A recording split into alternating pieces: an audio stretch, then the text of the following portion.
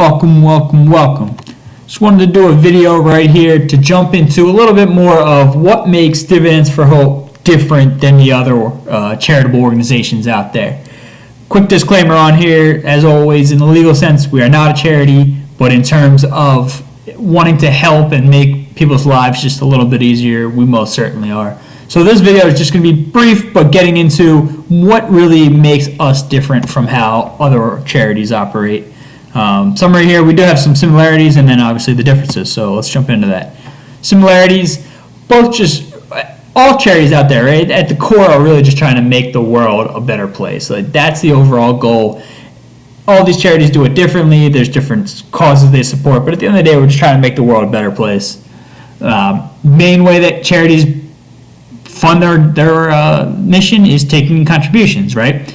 And then from those contributions, they distribute the funds out to the causes. And then also just volunteering, actually giving time instead of just money. And that's something that Dividends for Hope wants to get more involved in as we go down the line, having our community members do more volunteering work. So now, the good part, where the differences come in. So I like to call these the 4 C's: contributions, continuation, costs, and causes. So contributions, most charities take in contributions, distribute the contributions, less the admin costs that they incur.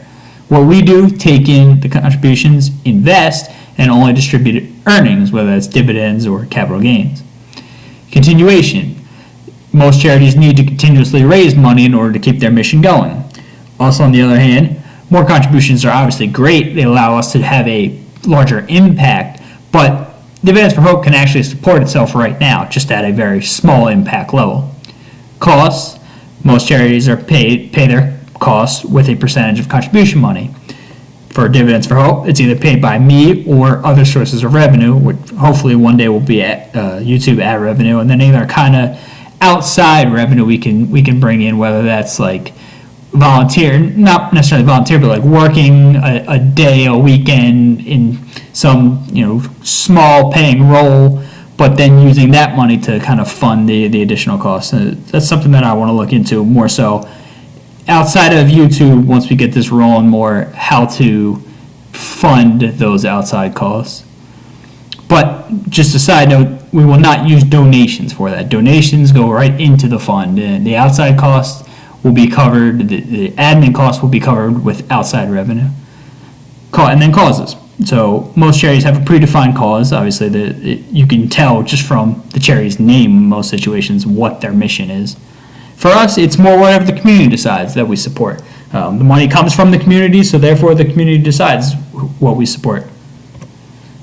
And now, why are we different in these areas? So for contributions and continuation kind of go together. At the end of the day, we don't want people to feel obligated to donate regularly, but we still want to give them a voice in who and what we support. And then being able to help forever using the power of investing so that our funds that we take in and put them to work in terms of investing can have an impact longer than if we just distributed them immediately. Kind of the whole basis behind why we invest in on our personal level is to be able to have that money grow for us and really support us in the future. What we're looking to do here is similar in that we're looking to have this base of money. While we are distributing the earnings, we're looking to always have that base so that it can support us throughout our whole journey. And then on the cost side, so people give their hard-earned money to charities to make a difference, right? They're not really looking to pay overhead or salaries or whatever it may be.